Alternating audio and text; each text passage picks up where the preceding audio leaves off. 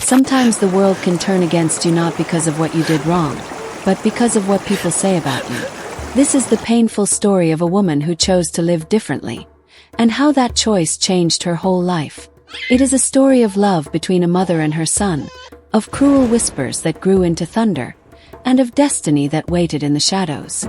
If you think happiness always lasts, then listen carefully, because what begins with joy will soon be tested by fire. Once upon a time, in a quiet village surrounded by tall green trees and rivers that sang in the night, there lived a woman called Mutundi. Mutundi was different from other women in her village. Her beauty was not loud, but her presence could not be ignored. She had smooth dark skin that glowed when the sun touched it, and her eyes carried both kindness and sadness, as if she had seen more than she was willing to say. She was known for her gentle smile, her hard-working hands, and the way she carried herself with quiet strength. Other women admired her at times, but many envied her too. She had inherited a wide stretch of fertile land from her late father, and that land alone made her a target for whispers and jealous tongues. Unlike most women who rush to follow every tradition, Mutundi questioned some things in her heart. She believed that love and wisdom were greater than blind obedience. And when she gave birth to her son, Enai, her heart told her that he was not like other children. She swore to protect him, even if it meant disobeying the customs of the village. In Mutundi's village, there was a tradition that every newborn baby must be bathed in the river 3 days after birth. The women would gather, sing, and wash the baby in public so that the child would be accepted by the land and the spirits. But when Mutundi gave birth to Enai, she refused. She held her son close, wrapping him in cloth, and did not take him to the river. At first, people thought she was simply waiting for a better day. But weeks passed, and then months, and still the baby had not been bathed in the river. Whispers began to fly like dry leaves in the harmattan wind. Why has Mutundi not bathed her child? Is the boy cursed? Does she think she is better than the rest of us? It was Mina, her neighbor, who spread the worst lies. Mina was a sharp-tongued woman, quick to smile at your face but quicker to stab with her words behind your back. She secretly desired Mutundi's land, and she saw this strange refusal as her chance to destroy her. One evening, as the women pounded yam by the fireside, Mina leaned close to the others and whispered, "Have you noticed the child of Mutundi? That boy has never touched river water. Do you know what that means? He is an abomination. Spirits hide in his skin. Mark my words, that child will bring death to us all." The other women gasped, some covering their mouths. "But Mutundi is a good woman," one said weakly. Mina scoffed. "Good. What is goodness if she hides a cursed child in our midst? What if one day the river dries because of him? What if our crops fail? Will you call her good then?" Her words, like drops of poison, sank into the hearts of the women. Soon men were whispering too. Children were warned not to play near Mutundi's house. Mutundi felt the stares, heard the whispers, and saw the way people pulled their children away from Enai. But she did not bend. She looked into the bright eyes of her baby and knew he carried something greater than fear. The chief and elders of the village could not bear the unrest. They called Mutundi before them.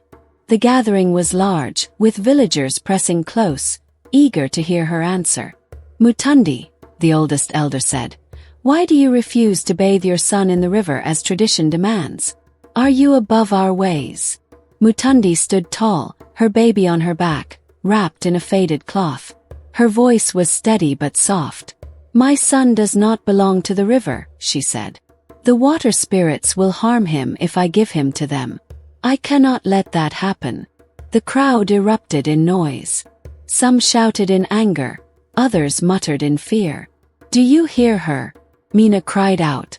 "She admits the spirits want him. What kind of child is this? This is no ordinary boy. He will bring disaster upon us all." The elders looked at one another. The pressure from the crowd was heavy. At last, the chief raised his staff and declared, "Mutundi, you and your child are banished. Leave this village at once. Take nothing but your cloth and your child." May the forest swallow you, for we cannot keep abomination among us. Gasps filled the air. Mutundi's heart ached, but she did not cry. She held her child tighter and walked away, her back straight, her steps strong. Behind her, Mina's smile curved like a knife. The forest became their home. It was a place many feared, filled with strange cries at night and shadows that moved when the wind was still. But Mutundi made a small hut from wood and palm leaves. She planted small crops and taught her son how to live with little. Nai grew fast. By the time he was 10, he was stronger than boys much older than him. His arms could lift stones that even grown men struggled with. His eyes shone with a brightness that seemed to carry secrets. And though he had never touched river water, his skin glowed as if washed by light itself. Mutundi warned him often. "Nai, promise me you will never go near the village. They do not understand you. They will harm you if they see you." Nai would nod, though his eyes often drifted toward the distant sound of drums and laughter from the village. Deep in his heart, he wondered why his mother feared water so much, and why he was different from the rest of the children. Nai did not have friends. The forest was his companion. He chased squirrels, played with shadows, and listened to birds as if they were his brothers. Sometimes he sat by the edge of the forest and watched the village children from afar. He longed to join their games, but his mother's warning held him back. Still, Nai did not hate his life. He loved his mother deeply. She told him stories by the fire at night, stories of kings, battles, and love. She cooked what little they had and made their hut feel warm. To Nai, his mother was the world. But as he grew, so did his questions. Why had the villagers called him abomination? Why did water seem dangerous to him?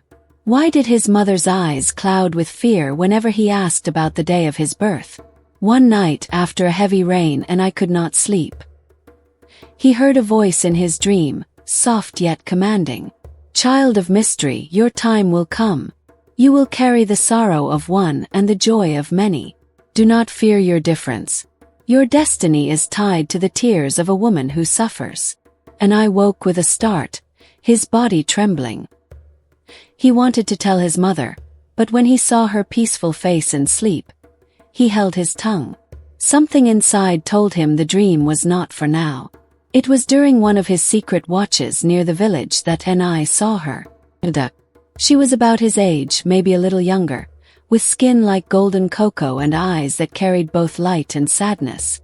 She worked endlessly in her stepmother's compound, carrying firewood, fetching water, and scrubbing floors while others rested. Nai watched as the stepmother shouted at her, threw sticks and cursed.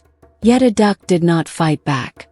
She wiped her tears quietly and returned to work. Something moved in Ni's chest. Pity, anger, a strange longing to help. He clenched his fists and whispered, "She does not deserve this." That night, as he lay by the fire in the forest, Ni's mind was full of a duck. He knew his mother's warning, but his heart was no longer still. Something had begun, though he could not yet name it. And so the days of peace in the forest began to bend toward something greater. Mutundi, the woman who defied tradition, and Nai, the child of mystery, stood on the edge of a destiny that neither could escape. For as Nai watched a duck suffering from the shadows, a seed was planted, a seed that would grow into danger, love, and the unraveling of secrets hidden since his birth. The story of sorrow and strength was only beginning. Life in the village was never easy for a duck. Her mother had died when she was very small, and her father had married another woman, a sharp-tongued and cruel woman who treated a duck like a servant. This stepmother, named Jemba, had 2 daughters of her own, and while they were allowed to play, laugh and rest, a duck carried the weight of endless work. At dawn, she was sent to fetch firewood from the forest. At midday, she was sent to grind pepper and sweep the compound until her knees hurt. At night, she was ordered to fetch water from the river, even when the path was dark and filled with strange sounds. The villagers often saw her struggling but did little to help. Some pitied her, but most looked away. Her stepmother was a loud woman who knew how to bend stories in her favor. If anyone questioned her, she would smile sweetly and say, "A duck is lazy. I am only teaching her discipline." But an eye, watching from the shadows of the forest, saw the truth. He saw the way a duck's small shoulders bent under the weight of heavy firewood. He saw her cry silently when no one was looking. He saw her kindness too, the way she shared her little food with stray dogs, the way she comforted children who were sad. Annie's heart could not rest. One night Annie made a decision. He waited until the village had gone quiet, until only the owls called from the trees.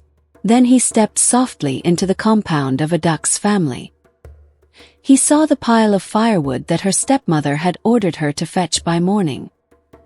He smiled faintly, then carried twice the load into the compound, dropping it neatly by the kitchen. He worked quickly, silently like a shadow. He cleared the weeds from the farmland that Jemba had commanded a duck to weed. He fetched water and filled the clay pots until they overflowed. Then he disappeared back into the forest before the first cock crowed. When a duck awoke and saw the firewood, the weeded land and the filled pots, her eyes widened. She fell on her knees and whispered, "Thank you, Lord. Thank you for sending me an angel. I do not know who you are, but I know you see me." She did not know that an eye, hidden among the trees, watched her with quiet joy. For the first time in his life, he felt the sweetness of helping someone else in secret. Night after night, an eye returned.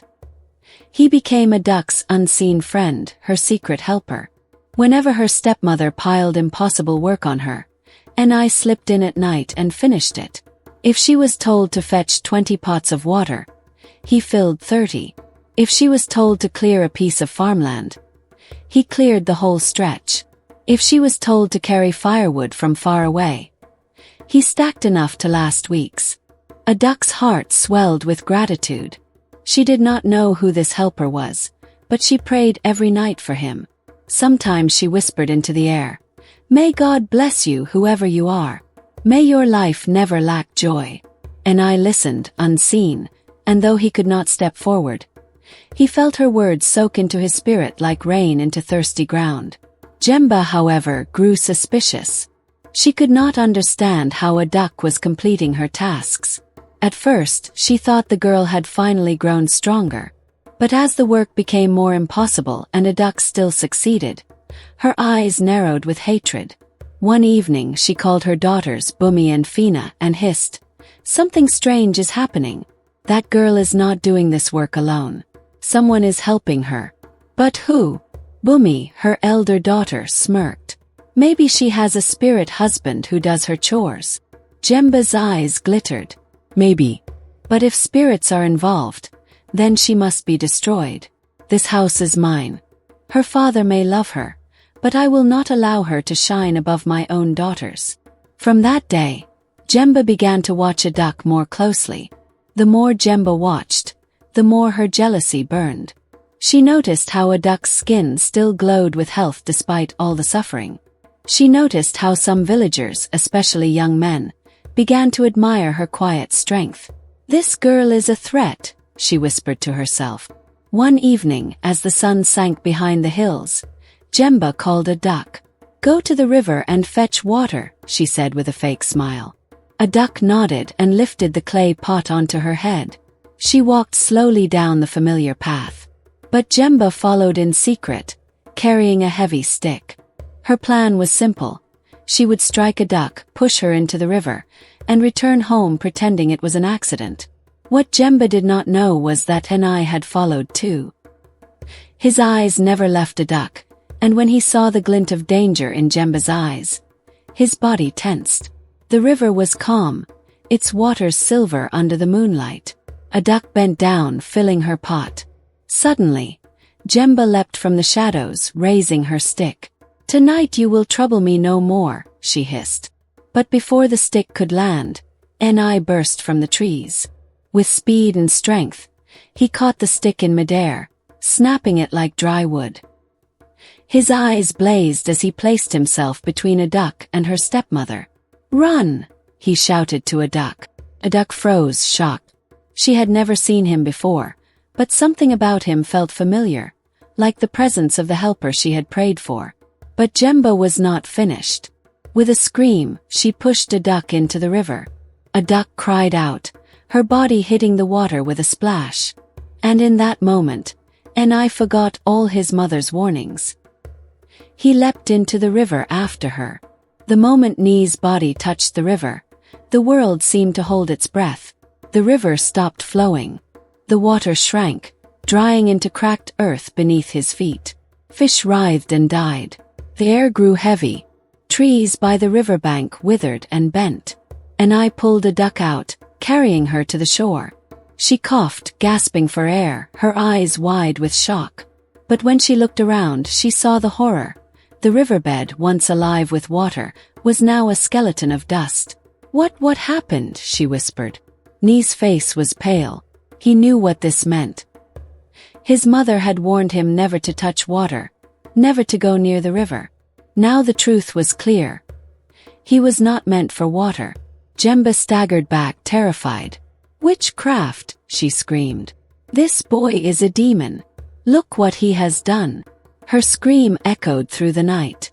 Villagers rushed to the river, carrying torches. When they saw the dry riverbed and the trembling a duck, they gasped in fear. Jemba wasted no time.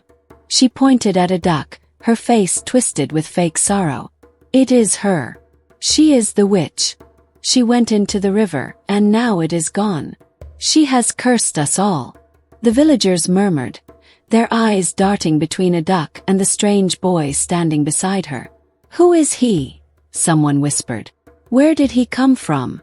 another asked. Enai held a duck protectively, his heart pounding. But he knew he could not reveal himself yet. With one last look at a duck, he vanished into the forest before anyone could catch him. A duck tried to speak, tried to explain, but Jemba's voice drowned her out. "She has brought disaster. Look at the river. What will we drink? What will we use to cook? This girl is cursed. We must get rid of her before she destroys us all." Fear is powerful. The villagers, trembling at the sight of the dead river, began to nod. Stones were picked up. Angry voices rose. The next morning, the village gathered in the square. A duck was dragged before the elders, her wrists tied with rope. Tears streamed down her face as the people shouted, "Stone her! She is a witch! She has killed the river!" A duck's stepmother stood tall, pretending to weep. "I raised her as my own, but she has brought shame to us all." A duck tried to speak, but her voice broke. "I did nothing.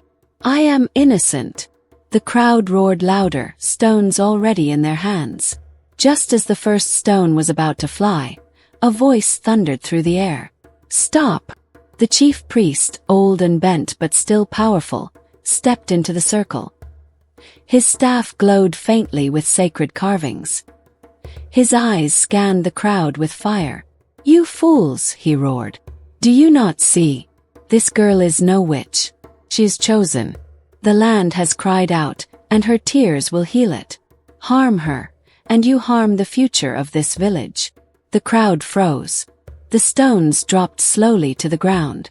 Fear gave way to confusion. A duck, still tied, stared at the priest, her heart pounding.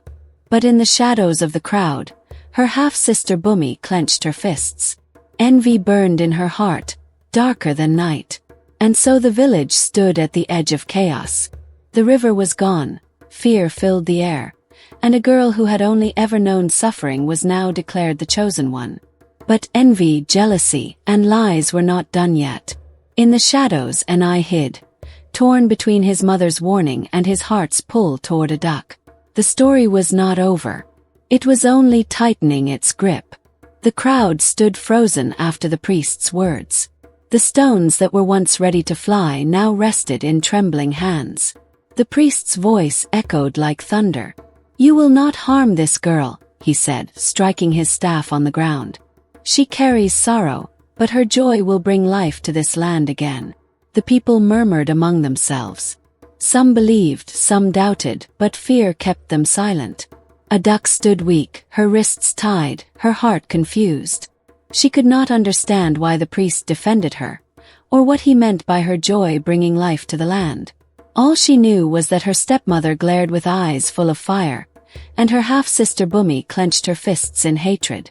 That night Bumi could not sleep. She lay on her mat, staring at the roof, her heart burning. "Why her?" she whispered to herself. "Why must she be the chosen one? What of me? Am I not more beautiful? Do I not deserve honor?" Envy twisted her heart into a knot. She decided then that a duck must die, chosen or not. If a duck's happiness would restore the land, then she would make sure a duck never lived long enough to laugh. In the forest, Enai was restless. He had seen too much to remain silent. He had broken his mother's command, and now the river was gone. The weight of guilt pressed on him. But more than guilt, there was something else in his chest, something that pulled him toward a duck. He could not forget the way she looked at him when he saved her from the river. He could not forget her prayers, whispered into the night when she thought no one listened. At last he went to his mother. Mutundi sat by the fire, her face lit by orange flames. She looked older than before, her eyes weary but wise. "Mother," Enai said softly, kneeling before her, "I have broken your command. I touched the river. It dried beneath me." Mutundi's face grew pale, but she did not look surprised. Instead she sighed deeply. "My son," she whispered, "I knew this day would come. I prayed it would not be so soon. But destiny has a way of finding us." She told him the truth. "The water spirits hated you from the day of your birth. They feared your strength. That is why I never bathed you. If even a drop of river water touched your body, it would have destroyed you. But you survived because you were not born for them, you were born to end their power. You are the child of prophecy. And your destiny is tied to the tears of joy of a woman who has suffered greatly. Only her happiness will heal the land." Ni's heart pounded. "Mother, that woman, is it a duck?" Mutundi's eyes glistened with tears. "Yes, my son. It is her." The next day, the village gathered again. The river was gone, crops were drying, and fear gnawed at every heart. The elders argued. Some said a duck must still be punished. Others remembered the priest's warning. Then Enai stepped into the square. The crowd gasped. "It is the boy," they shouted. "The one from the river." Ni's voice was steady. "Yes, it is I. My name is Enai, son of Mutundi, the woman you banished to the forest." Whispers flew. Some faces showed shame, others suspicion. Mina, the jealous neighbor, pushed through the crowd, her voice sharp. "Do not believe him," she cried. "His mother is a liar. She refused our tradition, and now her cursed son has dried the river. Drive them both away before more harm comes." But Enai lifted his hand, his eyes blazing. "Enough. You have lied for too long, Mina. You poisoned the hearts of this village with your envy for my mother's land. You made them cast us out. And you," he turned to Jemba, "you tried to kill a duck in the river. You called her cursed, but it is you who carry wickedness." The crowd gasped. A duck's eyes filled with tears. For the first time someone spoke the truth for her. The priest struck his staff again. "The boy speaks truth. I warned you long ago that banishing Mutundi was folly. You let lies guide you, and now the land suffers. But hope remains. For the prophecy says, only the joy of the suffering one will restore the river. That one is a duck." People fell silent. All eyes turned to a duck. But a duck could not smile. Her heart was heavy with years of pain, cruelty, and betrayal. How could she find joy when her whole life had been sorrow? Bumi saw the hesitation in a duck's face. She saw her chance. That night, she crept with a knife, planning to end her sister's life. But as she raised the blade, Enai caught her hand. His strength was like iron. "Your envy will destroy you," Enai said quietly. Bumi screamed, struggling, but the knife fell from her hand. The villagers, awakened by the noise, rushed to the scene. When they saw Bumi's wicked act, their hearts turned fully against her. The chief priest declared, "She and Mina shall be cast out." Their hearts are too dark to dwell among us. And so Bumi and Mina were driven into the wilderness, their cries fading into the night. At last an eye turned to a duck. His voice was soft, but it carried across the crowd. You have suffered, a duck, but you are not alone anymore. I will stand with you. Your sorrow has been long, but your joy is near. For the first time, a duck's lips trembled into a smile. Tears rolled down her cheeks, not of sorrow but of relief and joy. People watched in awe. And then it happened. The ground rumbled. The sky cleared. The river, once dry, burst forth with water, rushing and roaring, more alive than ever. The trees lifted their heads, crops sprang green, and the air filled with the sweet smell of life. The prophecy was fulfilled. The king, bound by justice, rose and said, Mutundi, we wronged you. We wronged your son. From this day, you and your child are welcomed not as outcasts, but as part of the royal family. It is the least we can do for the harm we caused. People cheered. Mutundi wept, holding her son's hand. And I, no longer a boy of mystery but a man of destiny, stood beside a duck. Their bond, born in sorrow, blossomed into love. In time they married, and their joy kept the rivers flowing, the skies bright, and the land fruitful. But Mina and Bumi, cast into the wilderness, were never seen again. Their names became warnings, spoken with sorrow and mistrust. And though the village now lived in peace, they never forgot how quickly jealousy and lies had almost destroyed them. Children, listen well. Do not despise others just because they are different. Do not believe lies or spread jealousy. Lies destroy, envy burns, and cruelty harms even the innocent. But love, mercy, and truth are stronger than all these. If you see someone suffering, do not mock them, help them. For one day, their joy might save not only you but everyone around you. If you have not subscribed to my channel, you might not hear my voice again. But if you are, then you are growing every day. Check my page for more interesting stories. Thanks for watching.